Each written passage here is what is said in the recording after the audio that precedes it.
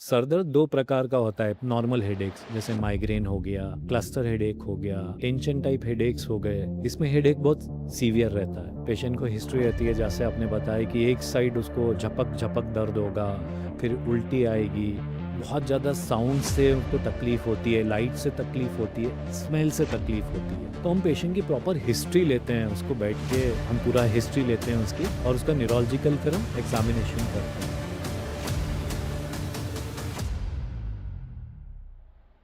अब हम सर कुछ और मिथ्स के बारे में बात करते हैं। जैसे एक और बहुत बड़ा मिथ है कि लोगों को कंटिन्यूअस 3-4 दिन 5 दिन सर दर्द हुआ, एक साइड में सर दर्द हुआ और उनको डर लगने लगता है कि कहीं ट्यूमर तो नहीं है। हाँ ठीक है, तो जी। लोगों में ये और बहुत बड़ी भ्रांति है कि ज़्यादा सर दर्द का होना मीन्स डायरेक्टली ट्यूमर, जबकि स्टडीज से सजेस्ट दैट कि out of 1000 headache cases only one case belongs to a हाँ ट्यूमर केस है। जी। तो how dangerous is this panic driven misinformation sir? अब थोड़ा सा डिटेल में बात हम्म। करेंगे। सर दर्द दो प्रकार का होता है। प्राइमरी हेडेक्स जिसमें कि ब्रेन नॉर्मल है, और ये सबसे ज़्यादा हेडेक्स रहते हैं जो आपने बताया। These we call as normal headaches, जैसे माइग्रेन हो गया, क्लस्टर हेडेक हो गया, टेंशन टाइप हेडेक्स हो गए। इसमें हेडेक बहुत सीवियर रहता है। पेशेंट को हिस्ट्री रहती है, जैसे आपने बताया कि एक साइड उसको झपक झपक दर्द होगा, फिर उल्टी आएगी, बहुत ज़्यादा साउंड से उसको तकलीफ होती है, लाइट से तकलीफ होती है, स्मेल से तकलीफ होती है। तो हम पेशेंट की प्रॉपर हिस्ट्री लेते हैं, उसको बैठ के हम पूरा हिस्ट्री लेते हैं उसकी, और उसका न्यूरोलॉजिकल फिर हम एग्जामिनेशन करते हैं। तो जब एग्जामिनेशन नॉर्मल है, हम फंडस देखते हैं, उसमें सूजन नहीं है, तो हमें लगता है ये प्राइमरी हेडेक ही है। पर जो सेकेंडरी हेडेक्स हैं, अब हम दूसरे तरह के हेडेक की बात करें जिसमें कि ब्रेन में कोई डैमेज है, जैसे ब्रेन में लकवा आ गया, ब्रेन में हैमरेज हो गया, ब्रेन में ट्यूमर है, या ब्रेन में कोई इन्फेक्शन ही हो गया, तो डेफिनेटली उसमें जो सीवियर हेडेक होता है वो रिस्की रहता है। तो आप खुद डॉक्टर नहीं बने। आपका प्रश्न बहुत ही अच्छा है, बहुत ही प्रासंगिक है कि जब भी बहुत सीवियर हेडेक होए, आपको करना क्या है? आपको एक न्यूरोलॉजिस्ट के पास जाना है, वो आपका प्रॉपर हिस्ट्री एग्जामिनेशन करेगा। जैसे मैं मेरी बात करूं तो 90-95% केसेस में I don't do any investigations.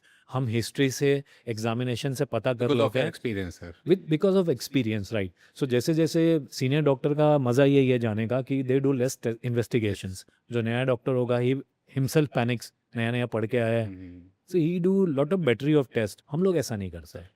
So we sit with the patient, we examine the patient. तो प्राइमरी हेडेक्स भी हैं, सेकेंडरी हेडेक्स भी हैं, with history examination and our experience, in most of the cases we are able to differentiate between them. जी। बिल्कुल sir.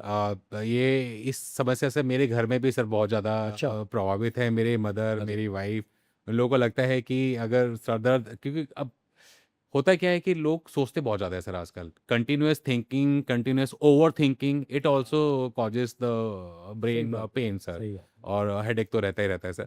एक और sir भ्रांति रिगार्डिंग एपिलेप्सी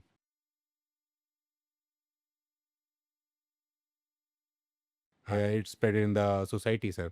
एपिलेप्सी को हिंदी में कहते हैं मिर्गी।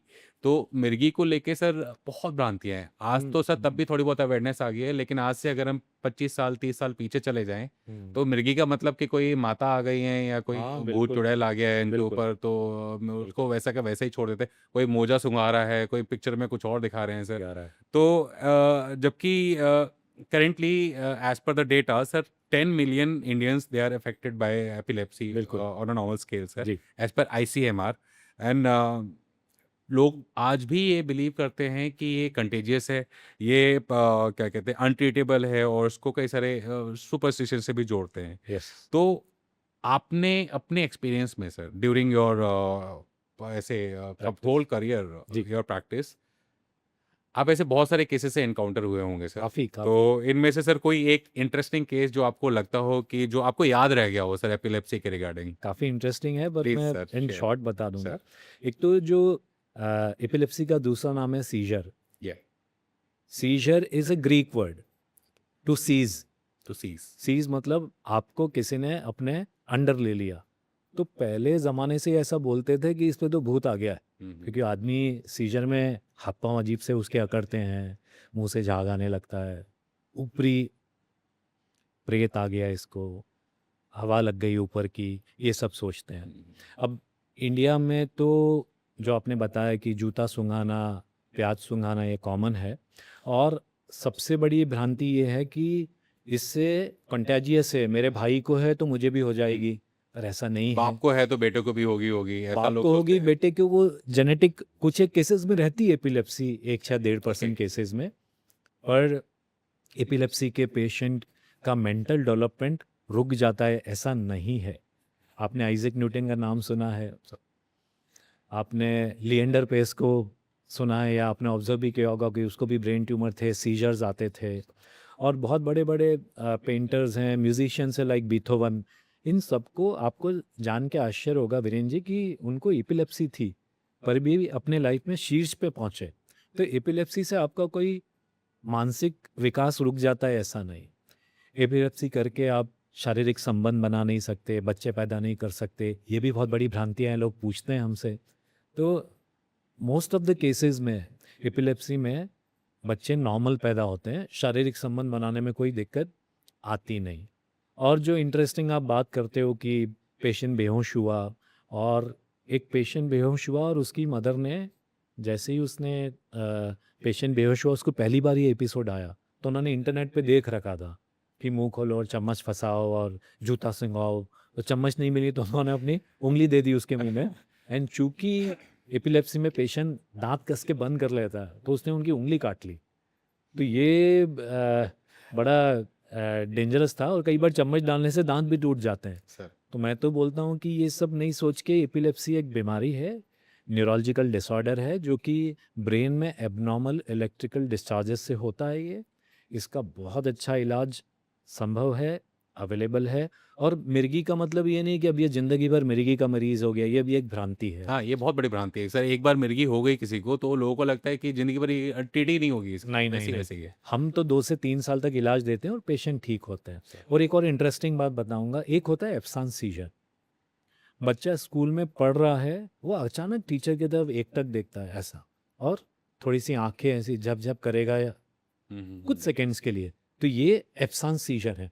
Absence seizure. Absence seizure. Okay. इसमें पेशेंट गिरता नहीं है, पेशेंट के हाथ पाँव में भी जकड़न नहीं आती जैसे एपिलेप्सी पेशेंट्स में होती है। पर होगा क्या, वो 4-5 सेकंड के लिए उसका अटेंशन चला गया, वो अनकॉन्शियस हो जाता है, तो स्कोलिस्टिक परफॉर्मेंस डाउन जाता है। तो कई पेरेंट्स आते हैं कि ये तो नालायक है, क्लास में ध्यान नहीं देता, आज इसकी शिक्षक ने ठुकाई कर दी क्योंकि वो पढ़ा रहे थे और ये क्लास में ही सो रहा था।